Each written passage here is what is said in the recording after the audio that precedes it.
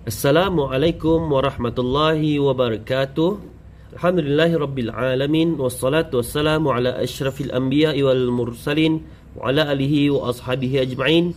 Alhamdulillah, hari ini kita akan belajar mengenai 13 rukun solat. Rukun solat terbahagi kepada 13 perkara. Yang pertama adalah berdiri dengan betul. Yang kedua, niat. Yang ketiga, takbiratul ihram. Yang keempat, membaca Al-Fatihah. Yang kelima, ruku'. Yang keenam, i'tidal. Yang ketujuh, sujud. Kelapan, duduk antara dua sujud. Kesembilan, duduk tahiyat akhir. Kesepuluh, membaca tasyahud. 11, selawat ke atas Nabi Muhammad SAW. Ke-12, salam. Dan yang terakhir ialah tertib.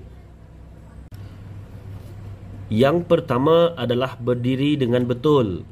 Berdiri dengan betul ialah keadaan seseorang yang bersedia untuk melaksanakan solat sebagaimana yang ditunjukkan di dalam gambar di bawah. Yang kedua adalah niat.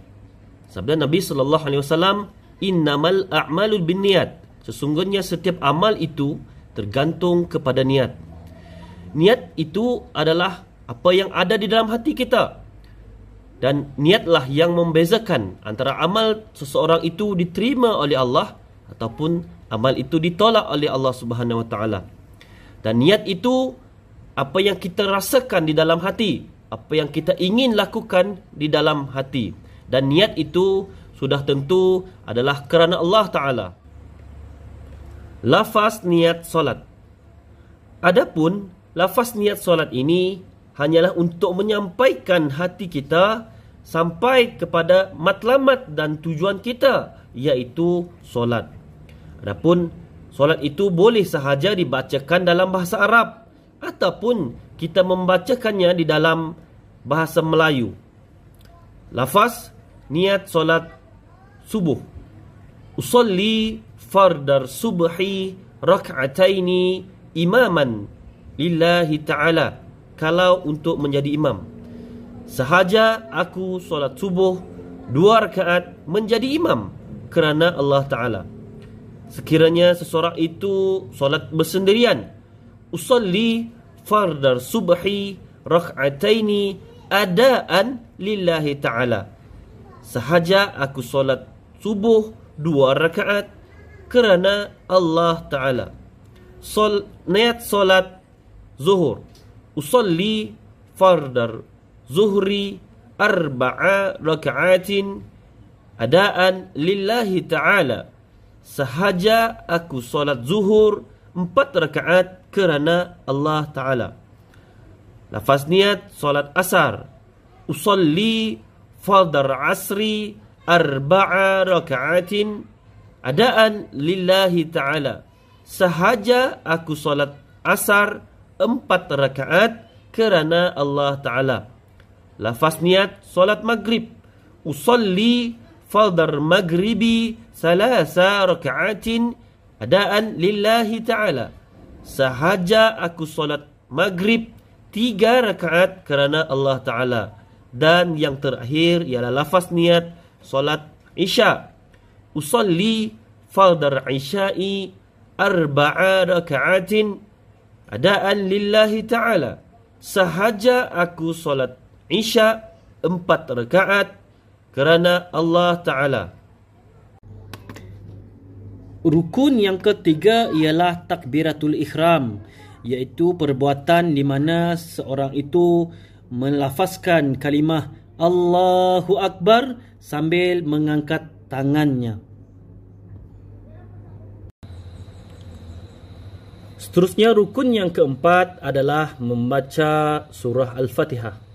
Barang perlu diingat bahawa surah Al-Fatihah adalah rukun kauli, di mana bila rukun kauli dia memerlukan ianya disebut dan dibacakan sekurang-kurangnya didengar oleh telinga sendiri. Contohnya surah Al-Fatihah mestilah dibaca sekurang-kurangnya didengar oleh telinga sendiri. Surah Al-Fatihah.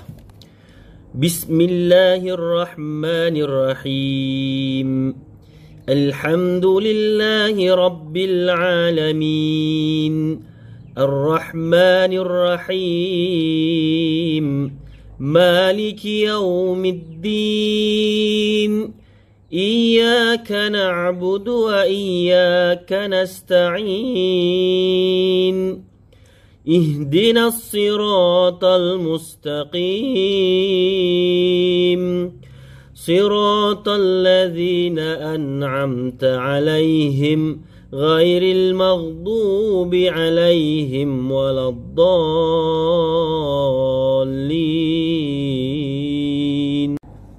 Bacaan ruku' diulang sebanyak 3 kali. Subhana rabbiyal azimi wa bihamdih. Subhana rabbiyal azimi wa bihamdih. Subhana rabbiyal azimi wa bihamdih. I'tidal adalah perbuatan berdiri semula selepas ruku' sambil membacakan Sami Allahu liman hamidah. Rukun yang ketujuh adalah sujud, di mana semasa sujud kita hendaklah membaca zikir Subhana rabbiyal a'la wa bihamdih. Subhana rabbiyal a'la wa bihamdih. Subhana rabbiyal a'la wa bihamdih. Dan bacaan tersebut hendaklah diulang sebanyak 3 kali. Rukun yang ke-8 adalah duduk antara 2 sujud. Duduk antara 2 sujud memerlukan seseorang duduk dan meletakkan punggungnya di atas kaki kirinya, sementara tapak kaki kanannya ditegakkan. Bagi duduk antara 2 sujud, bacaannya ialah Rabbighfirli warhamni wajburni warfa'ni warzukni wahdini wa'afini wa'fu anni. Duduk tahiyat akhir adalah kedudukan di mana seseorang yang duduk dan meletakkan punggungnya di lantai sementara kaki kirinya disilangkan dan tapak kaki kanannya hendaklah ditegakkan. Rukun yang ke-10 adalah membaca tasyahud, dan rukun yang ke-11 adalah membaca selawat ke atas Nabi Muhammad sallallahu alaihi wasallam. Untuk bacaan tahiyat akhir, bacaannya adalah At-tahiyyatul mubarakatus salawatut tayyibatu lillah. Assalamu alayka ayyuhan nabiyyu wa rahmatullahi wa barakatuh. Assalamu alayna wa ala ibadillahis salihin. Ashhadu an la ilaha illallah wa ashhadu anna Muhammadar Rasulullah.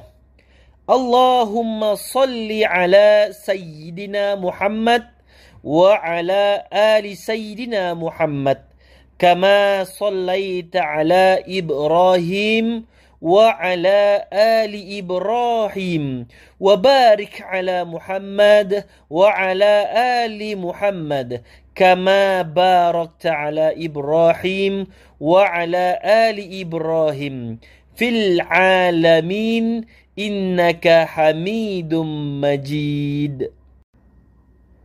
Rukun yang ke-13 merupakan rukun yang terakhir, iaitu tertib. Tertib ialah satu perbuatan yang mengikut urutan dan turutan sesuatu perbuatan itu. Sekian saja dari saya tentang 13 rukun solat. Mudah-mudahan kita menjadi umat Islam yang sentiasa melaksanakan solat dan tidak meninggalkan solat. Kerana solat ini merupakan kewajipan kita sebagai umat Islam, dan solat juga merupakan perkara pertama yang akan dihisap oleh Allah Subhanahu Wa Taala kelak. Mudah-mudahan dengan melaksanakan solat, maka mudahlah kita akan menjejaki masuk ke dalam syurga Allah Subhanahu Wa Taala. Sekian, wabillahi taufiq wal hidayah. Assalamualaikum warahmatullahi wabarakatuh.